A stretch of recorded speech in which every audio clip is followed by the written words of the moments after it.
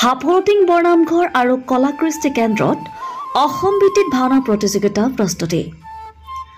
শিৱসাগৰ জিলাৰ বৃহত্তৰ ঐতিহাসিক হাফলতিং বৰনামঘৰ আৰু কলাকৃষ্টি কেন্দ্ৰত বৰনামঘৰ পৰিচালনা সমিতিৰ হৈ নগেন হাজৰিকা আৰু সম্পাদক যাদৱ শইকীয়াৰ আহ্বানত এখনি বিশাল ৰাজহুৱা সভা অনুষ্ঠিত হয়।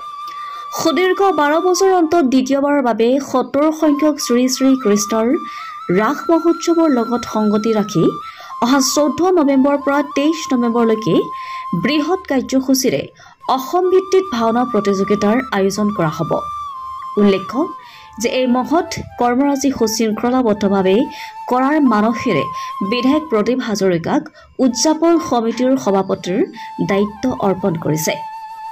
লগতে কাৰ্যকৰী সভাপতি দিলীপ চন্দ্ৰ নাথ, উপসভাপতি ক্ৰমে থানুৰাম নাথ, অনিল গগৈ, গৌতম গোস্বামী, নৰেশ গগৈ, সম্পাদক জগদীশ গগৈ, সহ সম্পাদক ক্ৰমে হেমন্ত খনিকৰ, পলাশ ফুকন, ৰাজীৱ তামুলী, নয়নজ্যোতি শইকীয়াক লৈ সবল উদযাপন সমিতি গঠন কৰা হয়।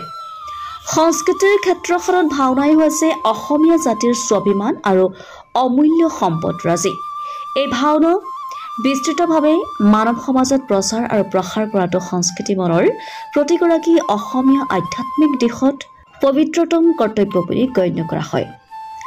আজন্মৰ সেৱাৰ স্থলী হাফলতিং বৰনামঘৰ আৰু কলাকৃষ্টি কেন্দ্ৰত আয়োজিত অনুষ্ঠানভাগিত সকলো ৰাইজৰ সৰ্বতোপ্ৰকাৰে সহায় সহযোগিতা কামনা কৰিছে প্ৰচাৰ উপসমিতিৰ সভাপতি ৰঞ্জন কুমাৰ দত্ত আৰু সম্পাদক সঞ্জীৱ তামুলীয়ে। News desk report, Assam live 7।